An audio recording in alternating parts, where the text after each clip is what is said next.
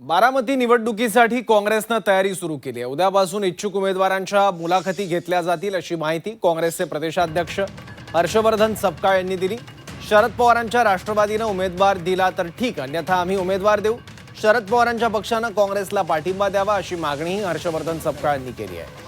तर राष्ट्रवादी शरद पवार पक्षाने बारामती निवडणुकीत उमेदवार देणार नाही अशी भूमिका घेतली।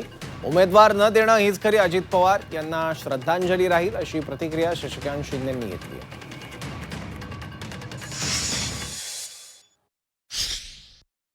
काँग्रेस पक्षाकडे स्थानिक पातळीवरून अर्ज जे आहेत, तिकीट इच्छुकांचे अर्ज देखील आमच्यापर्यंत आलेले आहेत। उद्या यांच्या मुलाखतीची प्रक्रिया देखील आम्ही ऑनलाईन स्वरूपामध्ये संपन्न करणार आहोत आणि एकंदरीत आमचा या सगळ्या प्रक्रियेच्या अनुषंगाने कॅन्डिडेट आम्ही निश्चित करू।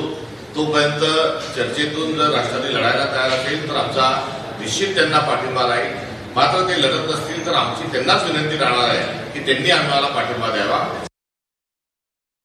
बिनविरोध करण्यासाठी प्रयत्न करू, हीच खरी अजितदादांना श्रद्धांजली असेल। आणि मला वाटतं की पक्षाच्या वरिष्ठ नेत्यांनी आम्ही असं चर्चा करून ठरवलेलं आहे की तिथं आपण उमेदवार द्यायचा नाही।